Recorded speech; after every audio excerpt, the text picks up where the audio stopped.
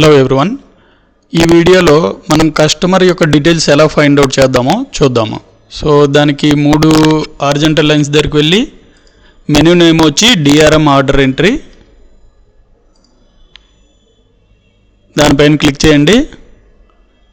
మీ customer number తెలిస్తే number, customer name తెలిస్తే నేము, document number, ఇవి బేసికల్గా కాంటాక్ట్ నెంబర్ కానీ ఏం తెలిసినా దాంతో కస్టమర్ని చెక్ చేయొచ్చు. కస్టమర్ నేమ్ అయినా, ఫోన్ నెంబర్ అయినా, కాంటాక్ట్ నెంబర్తోనైనా చెక్ చేయొచ్చు. నెంబర్ ఇచ్చాము, ఇప్పుడు క్లిక్ చేస్తాము.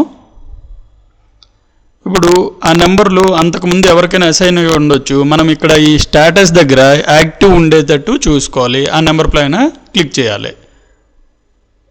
క్లిక్ చేసిన తర్వాత ఓకే అని కొట్టాము, ఓకే అని సెలెక్ట్ చేసాము. ఇప్పుడు ఆయనకు ఏ ప్లాన్ ఉంది, అసలు ఆయన ఏ సర్వీస్ తీసుకున్నాడు అనేది కూడా మనం చూడవచ్చు. ఈ plan service type combo, service ఏంటి భారత్ ఫైబర్ కాంబో, అంటే డేటా ప్లస్ వాయిస్ తీసుకున్నారు. ఆ ప్లాన్ నెంబర్ ప్లాన్ తెలుస్తుంది, ఈయన యాక్టివ్ ఉందా లేదో కూడా స్టేటస్ తెలుస్తుంది.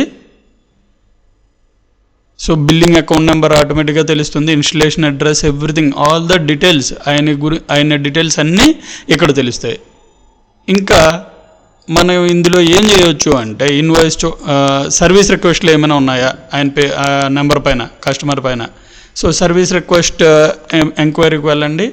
ఇంతకుముందు ఏమైనా చేసి ఉంటే ఆయన ఏదైనా సర్వీస్ రిక్వెస్ట్ జనరేట్ చేశారనుకోండి, క్వరీ చేస్తే ఆ లిస్ట్ వస్తుంది. ఇప్పుడు అంతకుముందు ఒక సర్వీస్ రిక్వెస్ట్ జనరేట్ చేశారు కాబట్టి ఆ లిస్ట్ వచ్చింది.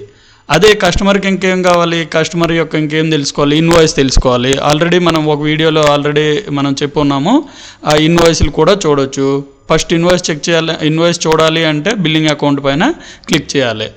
సో బిల్లింగ్ అకౌంట్ పైన క్లిక్ చేస్తే లిస్ట్ ఆఫ్ బిల్స్ అన్నీ లోడ్ అవుతాయి. మిగతా రిమైనింగ్ అంతా మరొక వీడియోలో ఎక్స్ప్లెయిన్ చేశాము, అదే ఒక్కసారి ఫాలో అవ్వండి. Thank you.